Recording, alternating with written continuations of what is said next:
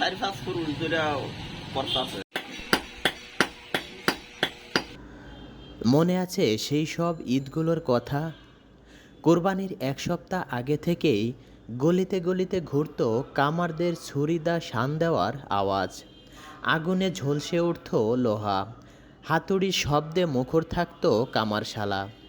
কিন্তু এবার কিছু একটা নেই, কিছু একটা চুপসে গেছে।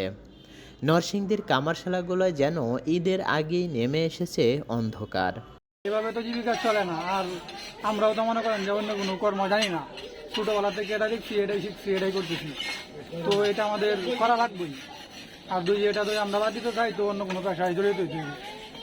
পুরানবাজার, মাধবদী, শিবপুর, বেলাবো, কোথাও আগের মতো দেখা যায় না ঈদের উত্তেজনা। কামাররা বলছেন, আগে যেখানে অর্ডার নিতে হাত ব্যথা হয়ে যেত, এখন মানুষ আসে না, আসে দাম জিজ্ঞেস করে, তারপর আর ফেরে না। কুরবানি যত চাহিদা অন্য বছরের তেনে এবার একটু ধুম।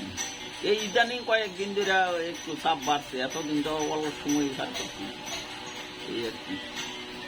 এই যে নিস্তব্ধতা, এটা শুধু একটি পেশার নিস্তব্ধতা নয়, এটা একটি প্রজন্মের জীবিকার নিঃশেষ হয়ে যাওয়ার শব্দহীন ইতিহাস। সস্তা আমদানি করা দা ছুরি দখল করে নিয়েছে বাজার। অনলাইনে পাওয়া যাচ্ছে 30 টাকায় রেডিমেড ছুরি। ঈদ উপলক্ষে বলতে গেলে মনে করেন যে এখন রেডিমেড বেরিয়ে গেছে। বাজারে মানুষে 50 টাকা হইলে একটা রেডিমেড চাকু কিনতে পাই, যে কারণে আর এখানে আসলে একটা চাকু 300-400 টাকা গুঁড়ো চুলানোর চাকুটা লাগে, যে কারণে মানুষে আসে না, খুব কমে আসে। কিন্তু আমরা এখানে তো কাজটা করি ভালো, ভালো কাজ করি, তো ভালো ন্যায্য মূল্য আমাদেরকে কেন দেবো না? এরপরে গেছে বার মনে করেন কোরবানিওয়ালা ছিল বেশি, ঠাকুর দরকার ছিল। আর এবারে তো মনে করেন যে কোরবানিওয়ালাও কম, আর ঠাকুর লাগানো কেউ আসে না।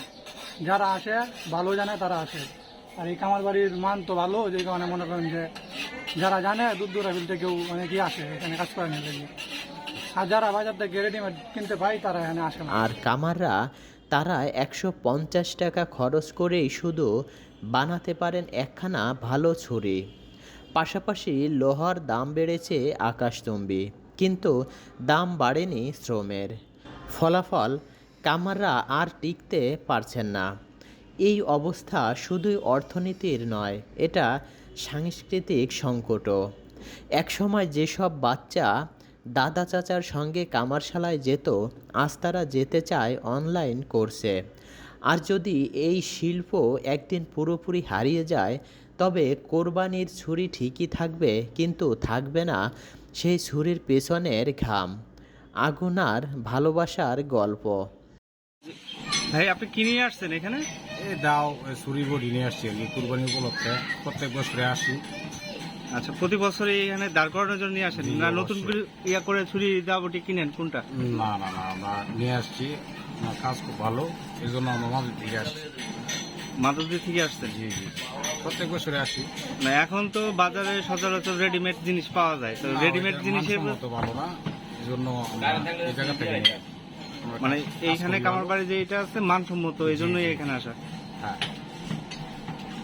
একটা সময় ঈদ মানে ছিল জীবনের একটা নতুন ছাপ ফেলার সুযোগ, কিন্তু এবার কামারদের ঈদ যেন আরও একটা ক্ষতের মতো হয়ে উঠেছে।